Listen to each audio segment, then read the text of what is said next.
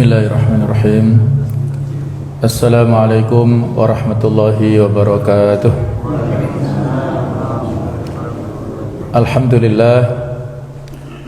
Alhamdulillahi rabbil alamin, wal aqibatu lil muttaqin, wala udwana illa 'alal zalimin. Asyhadu an la ilaha illallah wahdahu la syarikalah, wa asyhadu anna Muhammadan abduhu wa rasuluh la nabiyya ba'dah. Allahumma salli wa sallim ala sayyidina wa habibina wa maulana Muhammad wa ala alihi wa ashabihi wa man sara ala nahjihi wa ta'a bi da'watihi ila yaumil qiyamah. Allahumma inna nas'aluka ilman nafi'a wa na'udzu bika min 'ilmin la yanfa'. Allahumma la sahla illa ma ja'altahu sahla wa anta taj'alul hasna idza syi'ta sahla. Rabbi shrah li sadri wa yassir li amri wahlul 'uqdatam min lisani yafqahu qawli, amma ba'd. Hadirin hadirat para jamaah, para bapak ibu sekalian rahimakumullah. Pada kesempatan ini mari kita lanjutkan tafsir dari surah Quraisy. Jadi surat ini bernama surah Quraisy, bukan Al-Quraisy. Ada sebagian yang menyebutkan tertulis memakai al. Ini tidak benar. Yang benar adalah surah Quraisy. Surat-surat Al-Quran tidak semuanya memakai al. Ada yang memang tidak ada alnya, seperti surat Quraisy ini. Kemudian ada lagi surat apa Pak? Maryam, nama surat Luqman, bukan Al-Luqman, atau surat Yusuf, surat Ghafir, Fussilat, banyak di antara nama surat yang tidak ada alnya. Ada lagi yang agak salah juga, menyebut surah Ali Imran disebut surah Al-Imran. Nah, ini juga salah Ali adalah keluarga Imran. Kalau Al-Imran berarti dia menambahkan al sendiri di depan nama Imrannya itu. Jadi ada keterkaitan antara surat ini dengan pelajaran sirah. Jadi surah Quraisy ini diturunkan setelah surat At-Tin dan sebelum surat Al-Qari'ah. Jadi masuk dalam kategori surah Makkiyah pada periode dakwah Mekah. Jemaah sekalian, tentang penamaan surah ini, dinamakan dengan surah Quraisy sebagai pengingat bagi kabilah tersebut atas kenikmatan Allah yang telah diberikan kepada mereka, sebagaimana disebutkan dalam awal surah, yaitu li'ila fi Quraisy. Jadi ada banyak surat yang ayat pertama itu dijadikan sebagai nama surah. Surah Al-Mujadalah atau Al-Mujadilah, ayat pertama adalah berkisah tentang mujadalah, pengaduan seorang wanita kepada Rasul tentang zihar yang dialaminya. Kemudian surah Al-Fil yang sudah kita bahas, itu juga pada ayat pertama disebutkannya. Jadi banyak ayat pertama yang dijadikan sebagai nama surah. Sedangkan kandungan surah ini, surah Makkiyah ini berisi tentang nikmat-nikmat yang Allah berikan kepada kaum Quraisy Mekah. Allah telah menyatukan sikap mereka, memberi keharmonisan di antara mereka karena kebiasaan orang-orang Quraisy. Sebagaimana sudah kita ketahui bersama bahwa di antara model ataupun sikap jahiliyah sebelum datangnya Islam ini adalah banyak terjadi peperangan, perbedaan pendapat, pertikaian, menjadikan mereka angkat senjata. Begitu pula yang terjadi pada saat dulu, ya, pada saat sebelum diutusnya Rasul, ya, sebelum datangnya Islam ini juga banyak terjadi perbedaan pendapat sampai pada masalah peperangan, termasuk di internal kabilah Quraisy ini, ya. Nanti akan kita sebutkan sebagiannya, ya, fenomenanya seperti itu. Allah juga memberi anugerah untuk berpindah-pindah dan bebas berniaga ke negeri Yaman pada musim dingin dan ke negeri Syam saat musim panas, karena adanya dana yang melimpah, yaitu kebiasaan mereka bepergian pada musim dingin dan musim panas. Di tanah haram Allah memberi karunia rasa aman, tenang dan tentram, tanpa ada pertikaian dari salah seorang pun.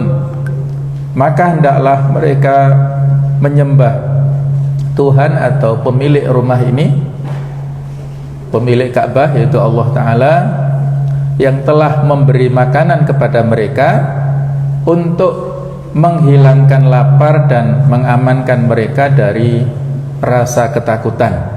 Nah, kurang lebih inilah kandungan konten ataupun isi tema dari surah Quraisy ini. Di antara keutamaan surah ini disebutkan oleh Al-Baihaqi, meriwayatkan di dalam kitab Khilafiyat dari Ummu Hani binti Abu Thalib, bahwasanya Rasulullah sallallahu alaihi wasallam pernah bersabda, "Faddalallahu Quraisyan bi sab'i khilal." Allah memberikan kemuliaan kepada kaum Quraisy dengan 7 hal. Yang pertama, anni minhum, bahwasanya aku berasal dari kalangan mereka. Keluarga besar Rasulullah nanti jalurnya itu dari Quraisy, ya, dari suku Quraisy. Wa annan nubuwata fihim, dan bahwa kenabian ada pada mereka. Yang ketiga, wal hijabatu wasiqayatu fihim, bahwasanya hijabah ini adalah memiliki kekuasaan, ya, untuk memegang kunci Ka'bah, membuka ataupun menutup itu ada pada kekuasaan Quraisy. Begitu pula siqayah, memberikan minum kepada para jamaah haji. Bahkan lebih dari ini, ya, ada aridafah. Aridafah itu adalah menjamu makan kepada para jamaah haji yang berada di Mina. Itu juga yang memiliki kekuasaan itu adalah suku Quraisy ini. Wa anna Allaha nasarahum 'alal fil. Yang keempat ini, bahwasanya Allah Ta'ala menolong mereka dari pasukan gajah yang sudah kita ceritakan di surah Al-Fil. Kemudian yang kelima adalah wa annahum abidullah azza wa jalla 10 sinin la ya'buduhu ghairuhum, dan bahwasanya mereka menyembah Allah Ta'ala selama 10 tahun pada saat tidak ada kaum selain mereka yang menyembahnya. Wa anna Allah anzala fihim surah, dan bahwasanya Allah menurunkan kepada mereka satu surat minal Quran, dari Al-Quranul Karim. Thumma tala, kemudian beliau membacakan, Rasulullah SAW membacakan Bismillahirrahmanirrahim, li'ila fi Quraisy ila fihim rihlatash syita'i was-shaif falyabudu rabb hadzal bait alladzi at'amahum min ju' wa amanahum min khauf. Ibnu Katsir berkata hadis ini adalah gharib ya. Gharib artinya termasuk salah satu daripada hadis ahad, artinya yang tidak sampai pada derajat mutawatir ya, tapi bukan dhaif ya, bukan gharib itu adalah dari sisi kuantitas jumlah perawinya ya, bukan dari sisi kualitas. Jadi dari sini bisa kita lihat tentang keutamaan bangsa Quraisy dan sekaligus menyebutkan tentang keutamaan surah ini sendiri ya. Allah Ta'ala memberikan keutamaan kepada bangsa Quraisy dengan 7 keutamaan ini yang memberikan informasi kepada kita bahwasanya suku ini adalah suku yang terhormat di kalangan Jazirah Arab sana ya. Ya barangkali kalau Indonesia suku Jawa lah ya. Jawa itu Quraisynya Indonesia ya. Kalau bisa menaklukkan Jawa ini menang pilpres lah ya gitu ya. Kalau luar Jawa pelengkap saja. Nah, ini Quraisy juga begitu ya. Al-imamatu min Quraisy. Kepemimpinan ini juga dari Quraisy. Nah, jadi banyak sekali keutamaannya. Jamaah sekalian rahimakumullah, judul daripada surat ini adalah peringatan atas nikmat-nikmat Allah kepada kaum Quraisy ya. Terdiri dari 4 ayat. A'udzubillahi minasyaitonirrajim. Li'ila fi Quraisy, karena kebiasaan orang-orang Quraisy. Ila fihim, yaitu kebiasaan mereka, rihlatash syita'i was-shaif, perjalanan pada musim dingin dan musim panas. Falyabudu rabb hadzal bait, maka hendaklah mereka kaum Quraisy itu menyembah Tuhan pemilik rumah ini, yaitu rumah Ka'bah maksudnya, alladzi at'amahum min ju', Allah yang telah memberi makanan kepada mereka dari rasa lapar ya, Allah menghilangkan rasa lapar, wa amanahum min khauf, dan mengamankan mereka dari ketakutan. Nah, inilah terjemahan yang terdapat di dalam 4 ayat ini, nanti akan kita bahas tafsirnya ya. Nah, jemaah sekalian, siapakah Quraisy itu? Barangkali ketika kita mendengar ya kata-kata Quraisy itu, mungkin ya yang terdapat pada pemikiran kita, pemahaman kita, ini suku yang seolah-olah identik dengan kejahatan ya, seolah-olah begitu. Kafir Quraisy ya, di sana ada Abu Jahalnya, ada Abu Lahabnya misalnya, yang memusuhi kaum muslimin, memusuhi Rasulullah, yang mengusir Rasulullah dari Mekah dan lain-lainnya. Mungkin yang tergambar sebegitu. Padahal ya Quraisy ini adalah kumpulan kabilah dari keturunan Nadhar bin Kinanah, yang mana kata Quraisy adalah bentuk tasghir. Tasghir itu bentuk dalam ilmu nahwu, yaitu sesuatu yang kecil ya. Misalnya kata Umar ya, Umar besar itu Umar. Kalau Umar kecil Umair. Nah, kitab itu kitab besar, kalau kitab kecil Kutaib. Nah, bahasanya Fu'ail. Nah, jadi Quraisy ini dari kata-kata Quraisy. Quraisy ini ditasghirkan menjadi Quraisy, yang berarti hewan tunggangan sangat besar di laut yang dapat dibuat bermain dengan bantuan kapal. Jadi memang ada beberapa perbedaan pendapat ya di sini ya, di antaranya pendekatan secara bahasa ini. Kaum Quraisy diserupakan dengan hewan tersebut karena hewan tersebut bisa makan tetapi tidak bisa dimakan, serta unggul tetapi tidak bisa diungguli. Namanya diucapkan dengan bentuk tasghir bertujuan untuk ta'zim atau memuliakan. Mereka dinamakan demikian karena mereka ini berhasil bersatu pasca perpecahan yang terjadi di kalangan mereka. Mereka dikumpulkan oleh Qusay ibnu Kilab di Masjidil Haram, dan kata takrish berarti berkumpul dan bersatu ya. Ini adalah nasab ya, nasab daripada Quraisy. Nasab itu artinya keturunan. Nah, ada yang berpendapat ya bahwasanya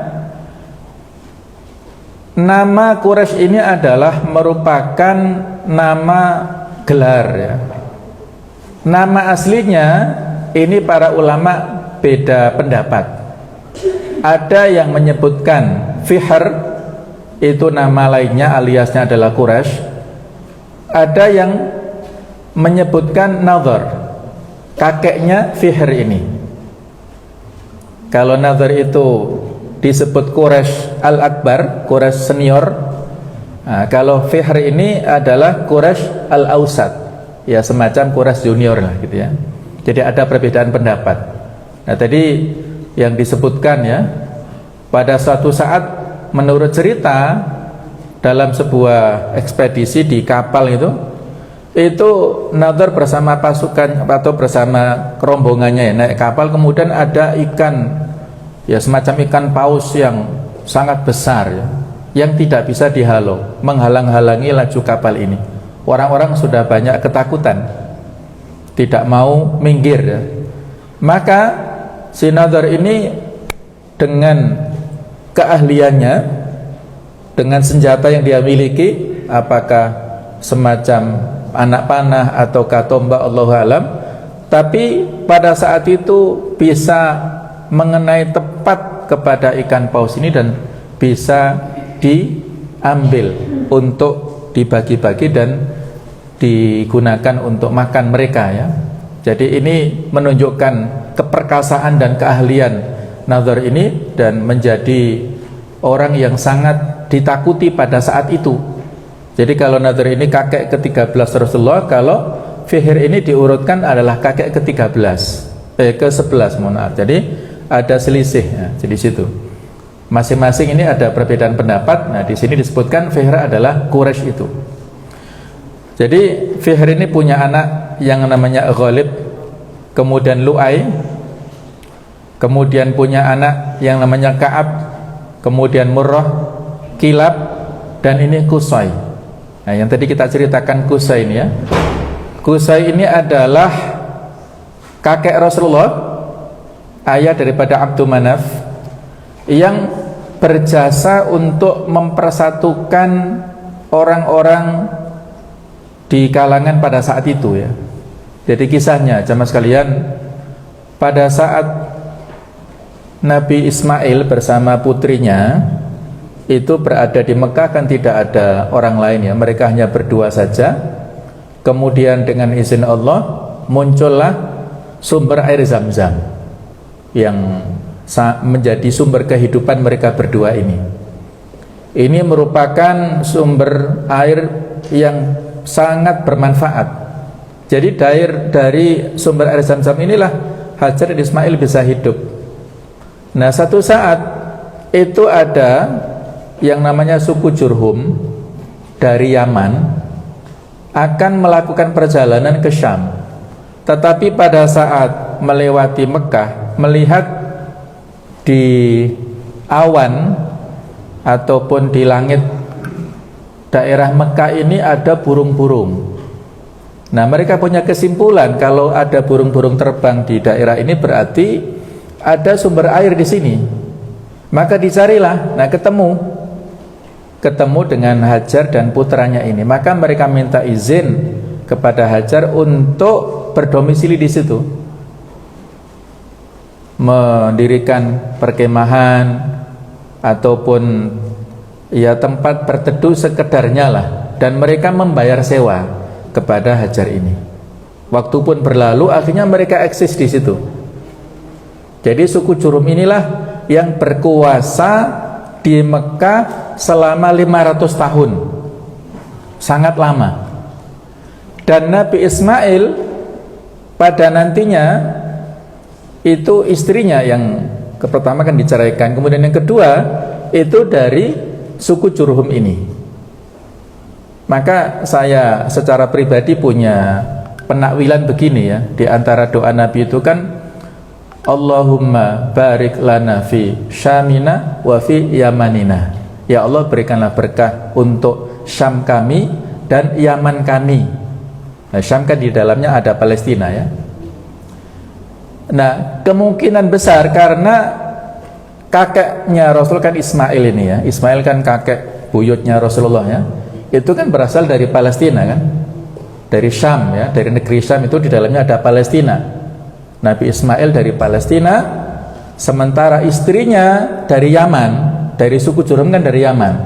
Sehingga dua negeri ini negeri yang punya sejarah panjang dan lahirlah Nabi Muhammad, cucu-cucunya ya. Di antaranya di sini kan Nabi Muhammad ini.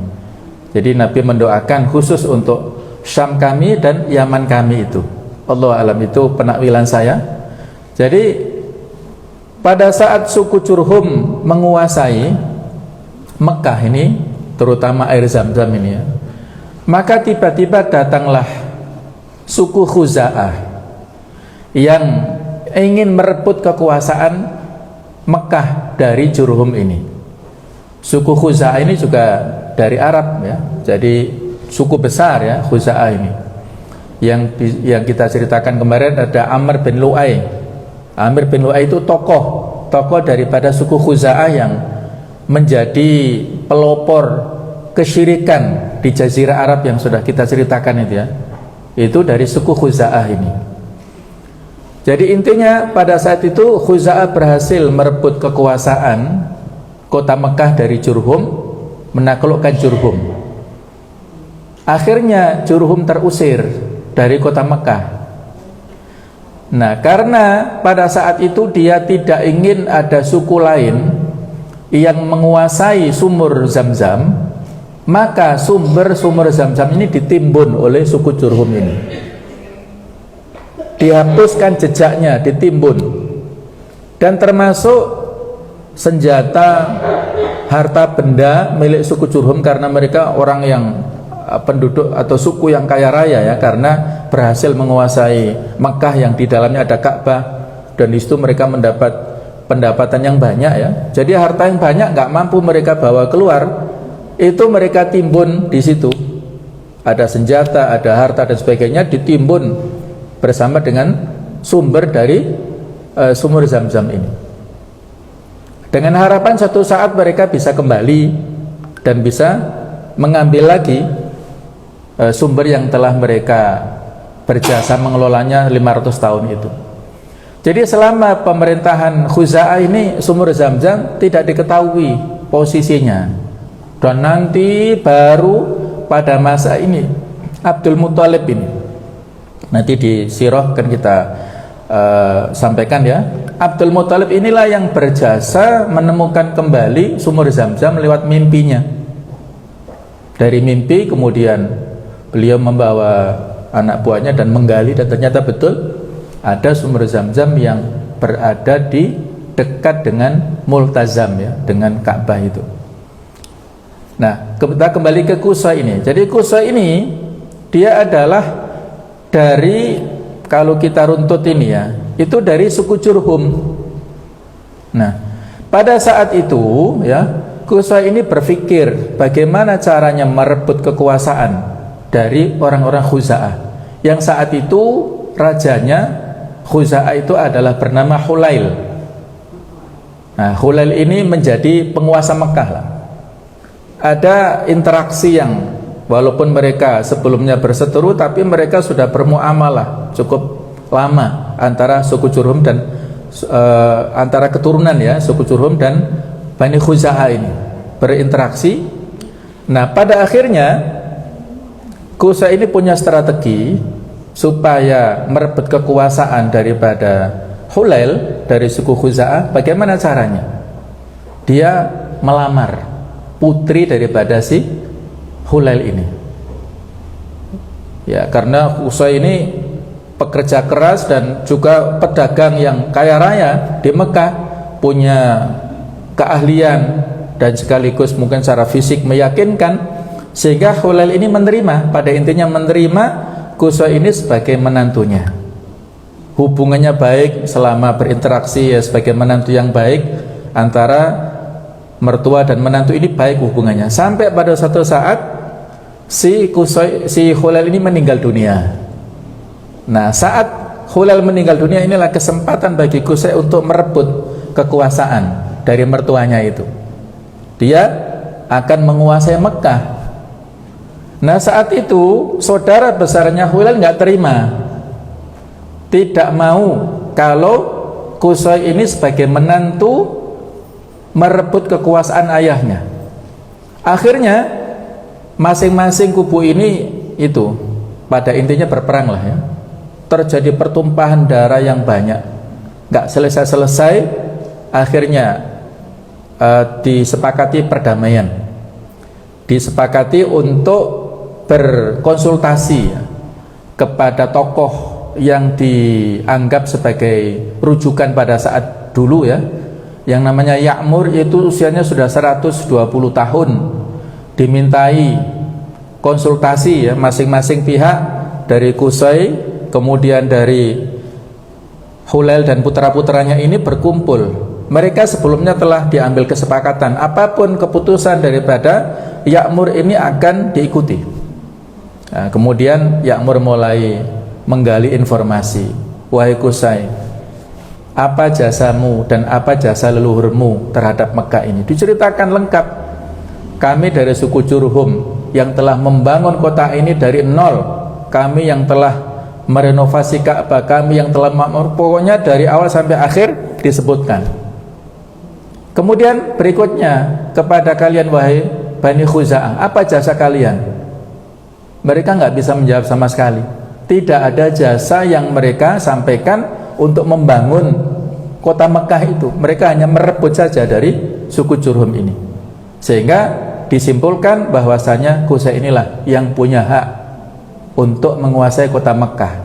Diberikanlah kekuasaan kepada Qusay, termasuk tadi memberikan minum kepada jamaah haji, memberikan atau memegang pintu kunci Ka'bah, memberikan makanan, dan juga kekuasaan-kekuasaan lain itu yang memberikan atau yang berjasa itu adalah Qusay bin Kilab ini. Nah, jadi sejak saat itulah Mekah menjadi rukun dan menjadi semakin maju dan semakin maju. Nah, itulah kurang lebih kisahnya ya. Jadi ini Qusay adalah merupakan ya kakek Nabi sallallahu alaihi wasallam, dan beliau punya beberapa anak, yaitu yang paling tua Abdud Dar ini. Kemudian Abdul Manaf. Abdul Manaf ini punya banyak kelebihan. Abdul Dar anak tertua. Ketika Qusay meninggal itu diwariskan kekuasaan kepada Abdul Dar. Abdul Manaf ini tidak dikasih. Nah, ketika Abdul Dar meninggal, ini mau merebut, tetapi ini ada perlawanan terus ya. Jadi akhirnya kembali ke sini ya, ke Abdul Manaf ini. Beliau punya anak yang bernama Hashim. Hashim punya anak yang bernama Abdul Muttalib, dan Abdul Muttalib ini punya banyak anak. Ada diantaranya yang paling utama adalah Abdullah, adalah ayah Rasul. Ada Abu Lahab. Abu Lahab ini nama aslinya Abdul Uzza, paman Nabi sendiri, yang dulunya akrab dengan Rasulullah ketika Nabi belum diangkat sebagai Rasul ya. Sangat akrab, bahkan mereka ini besanan. Antara paman dengan keponakan ini, Nabi Muhammad punya putri-putri, yaitu Ruqayyah dan Ummu Kulthum, itu dinikahi oleh putra-putranya Abu Lahab, yaitu Utbah dan Utaibah. Tetapi ketika Nabi Muhammad masuk Islam, Abu Lahab menyuruh supaya putra-putranya ini menceraikan putri-putri Nabi ini. Akhirnya diceraikan ya, mereka lebih loyal kepada ayahnya. Nah, kemudian berikutnya dinikahi oleh Utsman ya, Utsman bin Affan. Ruqayyah dinikahi, ketika Ruqayyah meninggal, maka Ummu Kulthum juga dinikahi oleh Utsman itu. Jadi pada saat sebelum Nabi mendapatkan wahyu, mereka akrab, tapi ketika Nabi dapat wahyu, justru Abu Lahab lah yang paling memusuhi kepada dakwah Nabi. Nanti akan kita ceritakan pada saat tafsir surah Al-Lahab ya. Kemudian ada Abu Thalib. Nah, Abu Thalib ini punya anak-anak. Ini punya anak adalah Ali punya anak Al-Hasan Al-Husain ini. Kemudian ada Hamzah bin Abdul Muthalib, ini disebut singa padang pasir yang membela dakwah Nabi. pada saat itu, dan ada Al-Abbas, putranya adalah Abdullah bin Abbas ini. Nah, sedangkan istri Rasulullah di sini, Aminah di sini ya, Aminah bin Wahab bin Abdi Manaf bin Zuhra ini. Nah, terus ya, jadi inilah kurang lebih nasab beliau ya, nasab mulia yang disebutkan dalam hadis ketika Nabi sallallahu alaihi wasallam bertanya kepada para sahabat di atas mimbar ini ya, man ana, siapa saya, siapa aku? Mereka menjawab, anta Rasulullah, engkau adalah Rasulullah. Faqala, maka beliau mengatakan, ana Muhammad, aku adalah Muhammad ibnu Abdillah, putra dari Abdillah ibnu Abdul Muttalib, putra dari Abdul Muttalib. Innallaha khalaqal khalqa, sesungguhnya Allah menciptakan makhluk manusia, faja'alani fi khairi khalqihi, Allah menjadikanku di dalam sebaik-baik penciptaannya. Wa ja'alahum firqataini, Allah menjadikan mereka ya, menjadikan beberapa kabilah. Faja'alani fi khairi firqah, dijadikan aku dalam kabilah yang terbaik. Wa khalaqal qabail, ini adalah dua ya, firqah di sini adalah dua kelompok ya. Allah menjadikan mereka dua kelompok, aku dijadikan dalam kelompok yang terbaik. Kemudian wa khalaqal qabail, Allah menciptakan beberapa kabilah, Allah menjadikanku adalah fi khairi qabilatin, kabilah yang terbaik. Wa ja'alahum buyutan, dan menjadikan mereka itu adalah rumah-rumah, beberapa rumah. Faja'alani fi khairihim baitan, dan menjadikan aku dalam rumah yang terbaik. Fa ana khairukum baitan wa khairukum nafsan, aku adalah sebaik-baik kalian rumah dan sebaik-baik jiwa ya. Dikatakan dalam hadis yang lain bahwasanya Allah Ta'ala menciptakan dari keturunan Nabi Ismail yang terbaik adalah Kinanah, kemudian menciptakan dari Kinanah yang terbaik adalah Kilab, kemudian menciptakan dari Kilab keturunannya yang terbaik adalah Hashim, dan yang terbaik dari Hashim adalah Rasulullah. Jadi sebelumnya dari Kinanah kemudian Quraisy ya, Quraisy itu adalah yang terbaik, kemudian sampai kepada Nabi Muhammad ini. Nah, tafsir dan penjelasan dari surat tersebut, hendaknya kaum Quraisy beribadah kepada Tuhan mereka untuk mengungkapkan rasa syukur karena mereka telah dianugerahi kenikmatan dengan dua perjalanan bisnis, perjalanan ke Yaman pada musim dingin untuk belanja minyak wangi dan merica yang datang dari India, dan negara teluk perjalanan tersebut dilakukan pada musim dingin karena negeri-negeri tersebut bersuhu panas. Sementara itu perjalanan ke Syam dilakukan pada waktu musim panas untuk membeli biji-bijian tanaman pertanian. Perjalanan tersebut dilakukan pada musim panas karena negeri-negeri Syam tersebut bersuhu dingin pada saat itu. Kaum Quraisy di Mekah bermata pencaharian sebagai pedagang. Seandainya tidak ada dua perjalanan dagang ini, niscaya mereka tidak akan betah tinggal di kota Mekah. Seandainya mereka juga tidak mendapatkan rasa aman tinggal di dekat Ka'bah, mereka tidak akan mampu untuk berdagang. Keistimewaan kaum Quraisy tersebut tidak memancing rasa iri, karena orang-orang Arab sendiri berkata kaum Quraisy adalah ahlullah, yaitu keluarganya Allah ya. Apalagi nanti sudah kita sebutkan bahwasanya di antara keutamaan ya, mereka diselamatkan dari pasukan bergajah. Ini akan menjadi nama, citra yang positif untuk orang Quraisy ya. Mereka betul-betul dilindungi oleh Allah Subhanahu wa taala. Semua kehormatan dan kemuliaan yang diberikan kepada kaum Quraisy, penduduk Mekah ini telah disiapkan oleh Allah bagi mereka dengan perantara Baitul Haram. Oleh karena itu, mereka hendaknya mengakui kenikmatan ini serta menyembah dan mengagungkannya. Muhammad bin Ishaq dan Abdurrahman bin Zaid bin Fulam menegaskan bahwa surah ini berkaitan erat dengan surah sebelumnya, karena menurut keduanya makna surah ini adalah kami Allah telah mencegah pasukan gajah untuk menyerang kota Mekah, dan kami menghancurkan mereka karena persatuan kaum Quraisy dan mereka dalam keadaan aman ya. Sebelumnya sudah kita bahas surat Al-Fil, itu ada pencegahan Allah Ta'ala dari pasukan bergajah yang ingin menyerang kota Mekah. Kemudian pada surat ini disebutkan tentang nikmat Allah yang sangat banyak kepada suku Quraisy. Yang terpenting kedua nikmat ini, nikmat pencegahan dari serangan pasukan gajah serta nikmat tinggal di dekat Ka'bah dan persatuan di kalangan mereka kaum Quraisy. Jika mereka tidak menyembah Allah karena seluruh kenikmatan, hendaknya mereka menyembahnya karena dua nikmat ini saja. Allah Ta'ala telah memberitahu mereka bahwasanya Dia adalah Tuhan Ka'bah ini. Meskipun terdapat patung-patung sesembahan mereka di sekitar Ka'bah, sudah kita ceritakan ada 360 patung berhala yang ada di sekitar Ka'bah ini ya. Walaupun sedemikian Allah membedakan dirinya dengan patung-patung tersebut. Dengan adanya Ka'bah tersebut, mereka menjadi lebih mulia dibandingkan orang-orang Arab lainnya. Mereka semua mengetahui hal ini dan mengakuinya. Dalam surah ini disebutkan Ka'bah bertujuan untuk ta'zim atau pengagungan ya. Ar-Razi rahimahullah mengomentari firman Allah, "Falyabudu rabb hadzal bait." Ketahuilah bahwasanya kenikmatan itu ada dua jenis, yaitu menolak bahaya dan memberi manfaat. Nah, nikmat yang pertama lebih penting, yaitu nikmat menolak bahaya ini. Oleh karena itu para ulama berkata, mencegah diri dari bahaya hukumnya wajib, adapun mendapat kemanfaatan hukumnya tidak wajib ya. Kalau dalam kaidah fikih disebutkan darul mafasid muqaddamun ala jalbil masalih. Jadi menolak, mengantisipasi adanya madharat bahaya itu lebih diutamakan daripada mendatangkan kemaslahatan ya.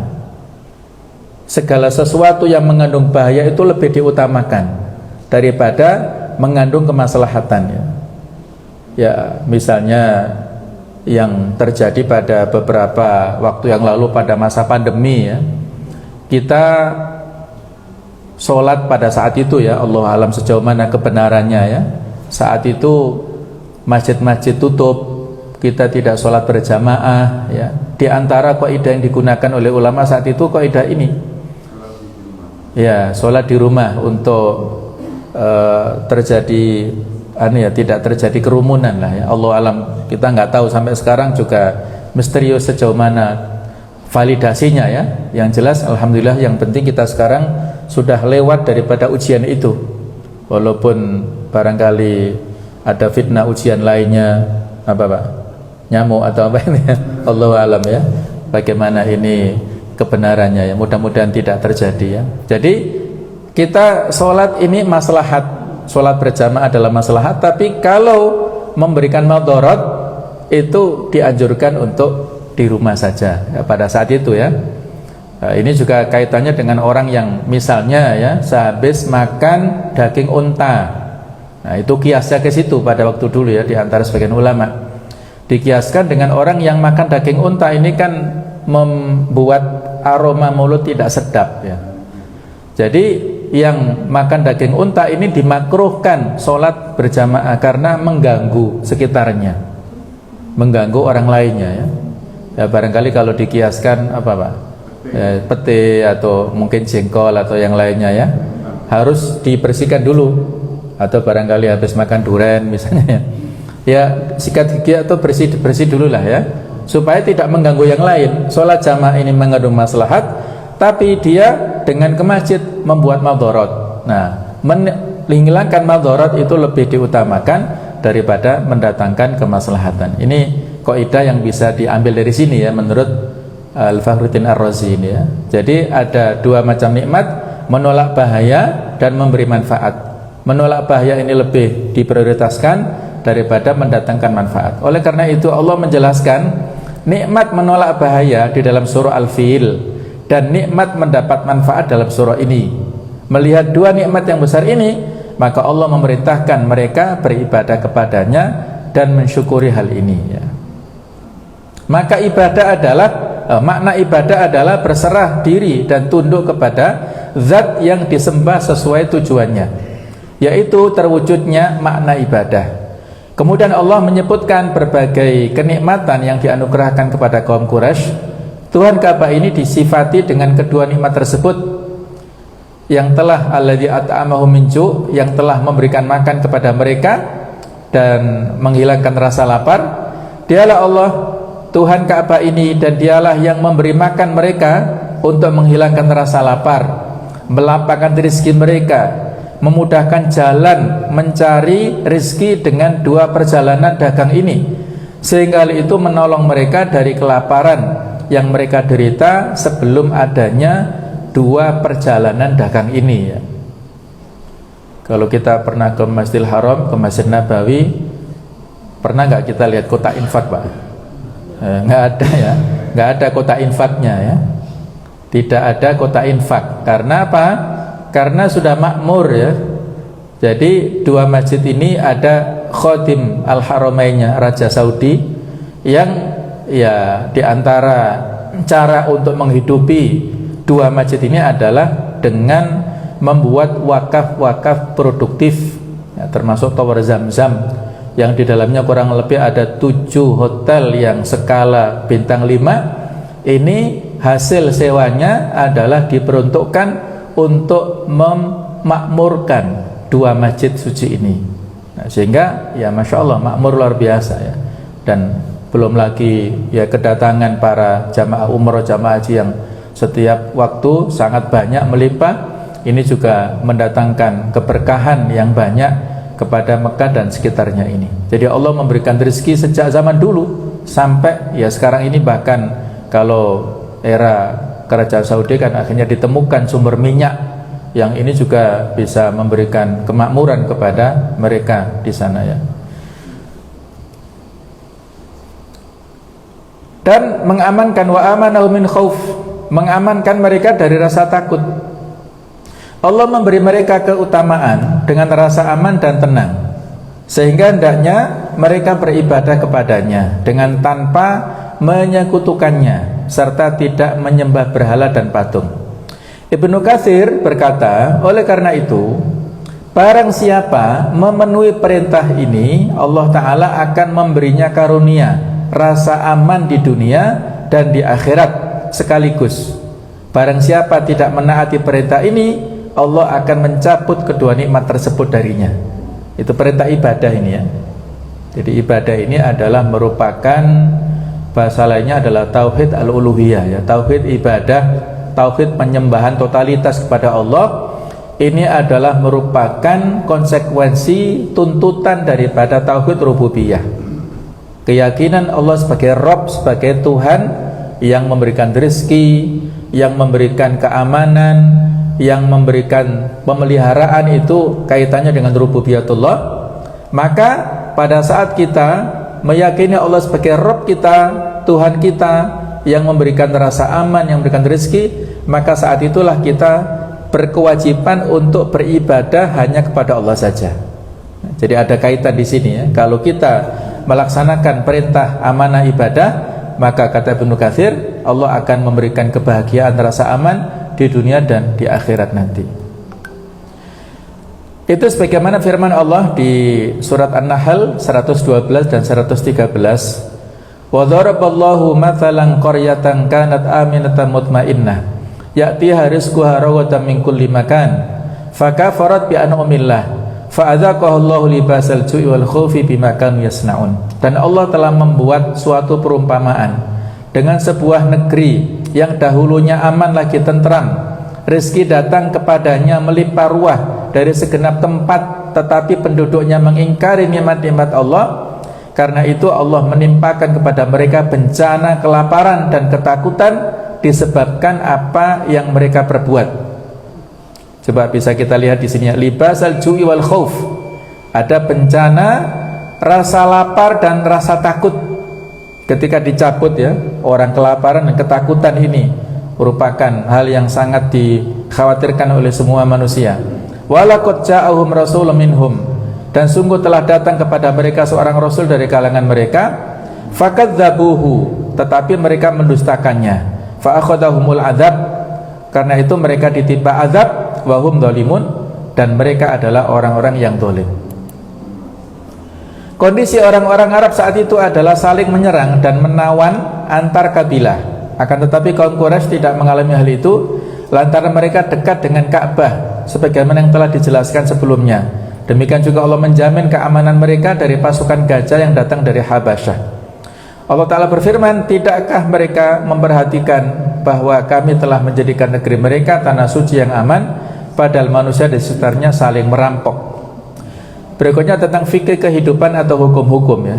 Dalam surat ini Allah memerintahkan kaum Quraisy yang merupakan keturunan Nadhr bin Kinanah untuk beribadah dan menauhidkan Allah Tuhan mereka yang telah memberi karunia mereka dengan kenikmatan-kenikmatan tersebut.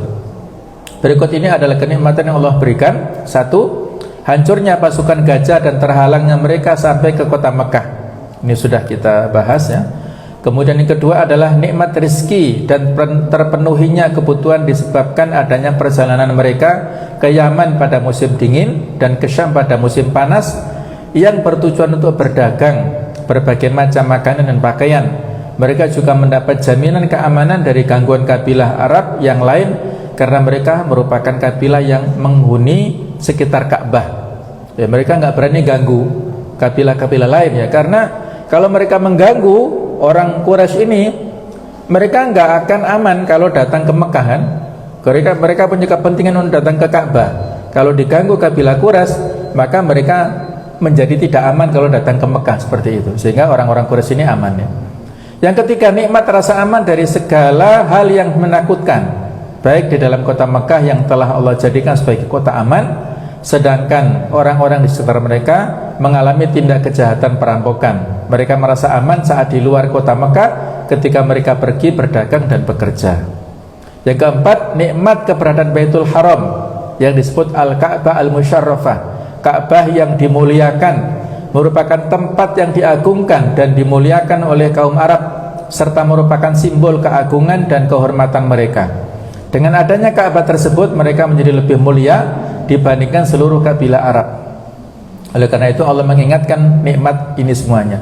Ringkasnya, sesungguhnya kenikmatan yang telah Allah berikan kepada kaum Quraisy jumlahnya tidak terbatas jika mereka tidak menyembahnya.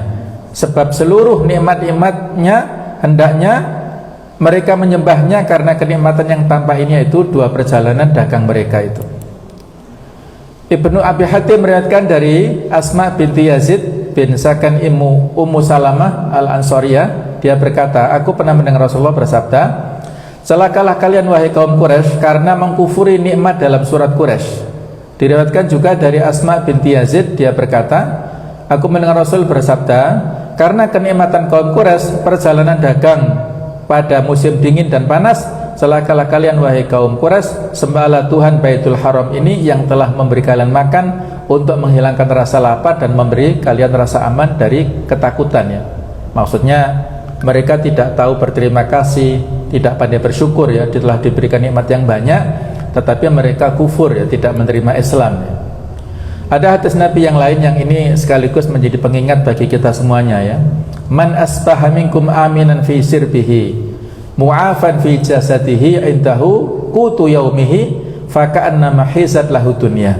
Barang siapa di pagi hari dia merasa aman di rumahnya, kemudian tubuhnya sehat, tidak ada gangguan pada tubuhnya, kemudian ada makan untuk hari itu, maka seakan-akan dunia sesungguhnya telah diberikan kepadanya. Hadis riwayat Tirmidzi ya. Ini menunjukkan nikmat Allah sangat banyak diberikan kepada kita ya. Kita pada waktu pagi merasa aman, tidak merasa terancam. Biasanya kalau terancam apa? Mungkin banyak utang ya. Ada developer apa itu debt collector barangkali ya, nagih-nagih terus nggak merasa aman. Nah, insya Allah kita semuanya aman dari hal yang seperti itu, aman di rumahnya, tidak dikejar-kejar oleh musuh, oleh orang-orang yang tidak suka misalnya, aman di rumahnya, sehat fisiknya, ada yang dimakan pada hari itu, walaupun sederhana tapi yang penting kan ada. Maka seolah-olah dunia itu kita miliki ya. Kita ingat bagaimana saudara kita di Palestina yang sangat kondisinya ya sangat tragis ya, tapi mudah-mudahan Allah Ta'ala memberikan yang terbaik untuk mereka. ada gencatan senjata kemarin 4 hari kemudian. Saya tadi pagi mendengar dari Qatar itu ada perdamaian secara tetap mulai jam 7 hari Jumat ini. Mudah-mudahan saja itulah yang terbaik ya. Kita nggak tahu bagaimana berikutnya. Yang biasa orang Yahudi kan mengingkari ya, biasa melakukan pengingkaran ya. Mereka menfitnah ya. Jadi lucu sekali ya, lucu dan sangat menggemaskan ya. Jadi ada berita yang disebarkan oleh orang-orang Israel ya. Pada tanggal 7 Oktober saat Hamas melakukan serangan pertama ya, itu kan kepada orang-orang tentara. Tapi mereka membuat fitnah. Apa fitnahnya? Hamas telah membunuh 346 warga sipil.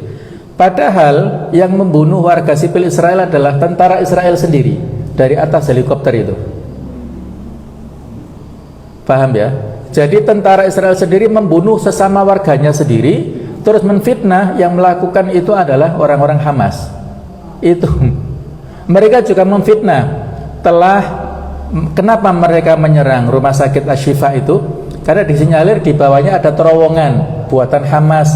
Padahal yang menggali terowongan itu adalah Zionis sendiri, orang Israel sendiri. Ya, itulah fitnah-fitnah yang disebarkan di dunia ya. Mudah-mudahan Allah Ta'ala melaknat mereka dan senantiasa memberikan hukuman yang terberat untuk mereka ya, dan memberikan kebebasan kepada saudara kita di Palestina. Amin ya rabbal alamin. Yang terakhir, Malik berdalil dengan surah ini bahwa waktu itu terbagi menjadi 2, dingin dan panas, dan tidak ada waktu yang ketiga. Waktu dingin berlangsung selama setengah tahun dan panas juga berlangsung selama setengah tahun. Para ulama juga berdalil dengan surah ini atas bolehnya seseorang beraktivitas pada 2 waktu antara 2 tempat yang keadaan kedua tempat tersebut di setiap waktu lebih nyaman dibandingkan tempat yang satunya, seperti duduk di area pantai pada musim panas dan daerah kutub pada musim dingin. Boleh juga menggunakan peralatan pendingin saat musim panas dan sarana penghangat pada musim dingin. Ya, ini masalah-masalah dunia. Selama tidak ada larangan, maka kita dipersilahkan. Demikianlah tafsir dari surah Quraisy. Mudah-mudahan bisa kita pahami semuanya, dan ya, sekaligus sebagai evaluasi kita semuanya ya, bahasanya nikmat yang diberikan Allah Ta'ala, yaitu nikmat rezeki dan nikmat rasa aman, bukan hanya dirasakan orang-orang Quraisy, tapi juga kita rasakan di Indonesia ini. Maka konsekuensinya adalah kita beribadah ikhlas kepada Allah Subhanahu wa Ta'ala. Demikian kurang lebih maaf, mudah-mudahan ada manfaatnya. Subhanakallahumma bihamdik, asyhadu an la ilaha illa anta astaghfiruka wa atubu ilaik. Wassalamualaikum warahmatullahi wabarakatuh.